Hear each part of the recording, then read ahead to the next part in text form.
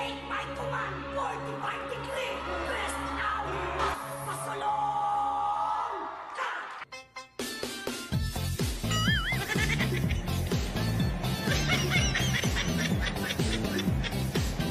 Kung kayang idaan sa tulog ang pagod na katawan, anong klaseng pahinga ang para sa pagod na isipan?